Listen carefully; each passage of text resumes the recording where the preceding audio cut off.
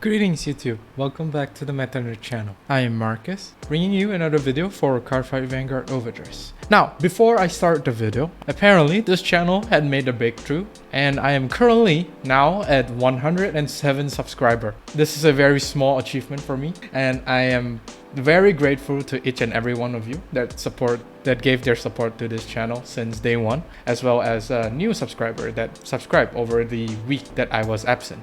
I thank you all from the bottom of my heart, and as Henry Cavill said, from the bottom of my heart, I wanted to say thank you. And I repeat, thank you from the bottom of my heart. Now going into this video, of course, the cards that we're gonna cover is for Magnolia. First off, we have Silverhorn Beast Crocotte. Crocotte?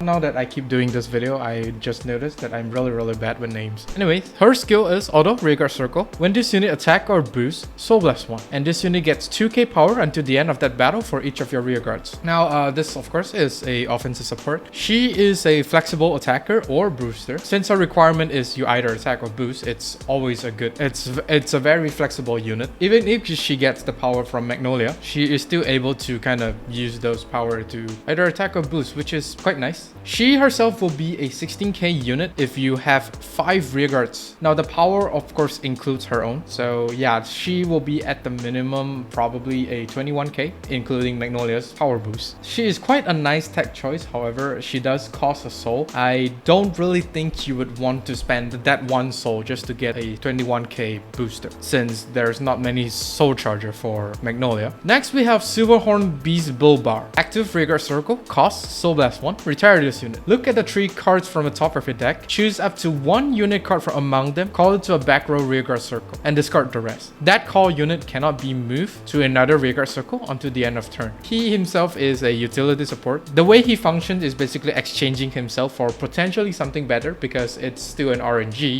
You check the top 3 and there's a chance that all 3 of those cards are gonna be triggers. It's quite a situational card effect, because if you don't have if your hand does not really have anything good and your drop zone is like all triggers, this card can be helpful in getting the key pieces that you want. For example, either a Gunosla or any new cards, new support that we have later down the video. I don't really see this card being run that often in Magnolia's deck because of the way of how this card works, the whole RNG. For budget player, this card is also quite good. But then of course, Soul Blast 1. Yeah. Next up, we have Silverhorn Beast Bojalcon. Bojalcon?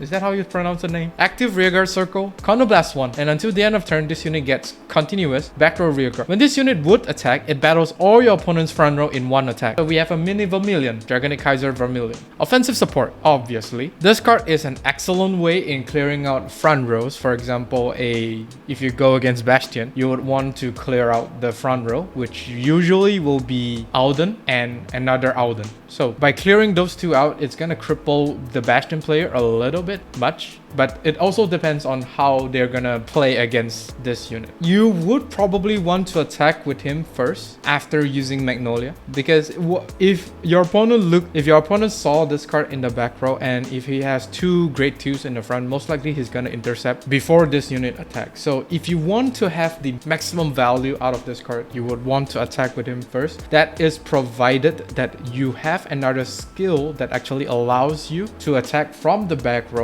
instead of relying on Magnolia, which there is a card that we will see later down in this video. He is an excellent card and a very threatening unit to whatever opponent's key pieces are in the front row. However, not every single matchup will benefit, because for example, like Dark States, most likely they will not have any front row or maybe just like 1. So yeah, that one Counter Blast for only retiring 1 is also quite nice. Next up, we have the order card, Fruitful Season. Yeah, it is a lot of fruits. Until the end of turn, all of your back row rearguards get 5k power. You cannot move rearguards to other rearguards and they cannot boost. Now, this is obviously a offensive support, and with something to note here is that the cost is free. You do not need to pay any Counter Blast or Soul Blast, but it does have a downside, which is you cannot move those rear guards and you cannot boost. So my advice when you want to use this card is that you only use this when you persona right, as well as after you have built your board. Well, I mean, you don't really have to wait until their persona right turn.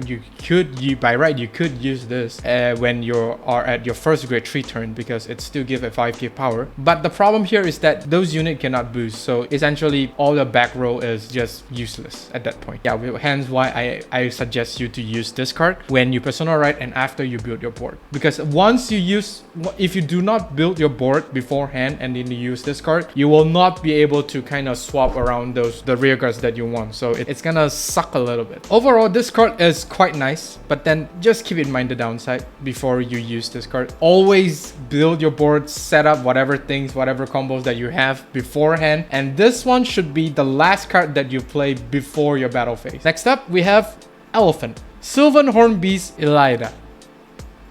Interesting name. Auto rearguard. When this unit attacks, if 2 or more units are in front of this unit gets 5k power until the end of that battle. And if they are 3 or more, Soul Charge 1. So yeah, finally we get a Soul Charger for Stoicheia, but it's never gonna be enough due to the amount of Soul Blast that we have in Stoicheia. This unit will be at the minimum a 23k attacker, because you will always want him at the back of your rear guard if you want the Soul Charge to keep effect. Because the way how this works is that you need to have 2 or more units in the front of this unit. So meaning that the whole column, including your opponent's field, will need to have a total of 3 units for you to get the Soul Charge 1. Of course, if you don't care about the Soul Charge 1, you just need 2. Of course, you can place this at the back of Magnolia, your Vanguard himself, but this will also depend on whether or not your opponent has a center back row rear guard. So yeah, overall, this is quite a nice card, but then this restriction is a little bit much, in my opinion. Next up, of course, this card was being introduced back in the Zorga video, the Wall Intelligence. This card is actually meant for Magnolia because of the way how the restriction works. This card is the utility support, and it is a board setup for your kill turn. Although it does not really gives you a lot of power, it does helps you with setting up the board with potential key pieces that was already being retired in the previous turn. For example, if you're facing Eugene, most likely all of your stuff is gonna get retired. This card actually makes Magnolia a little less susceptible to retiring clans, like for example Eugene, Virina, and with the current Bruce support. Yeah, so this card I think will be a stapler for all Magnolia decks in the long term. Next up, of course, we have Deep Emotion Maiden Urjula. She has 2 skill, Continuous Rearguard Circle. When you would exchange or move rearguards during the main phase, you may also move them along road. Second skill, Continuous Rearguard Circle. Your units in the front of this unit cannot be chosen by your opponent's effect. So yeah, your utility support as well as the resist support, if that makes sense. Giving the resist to a unit in front of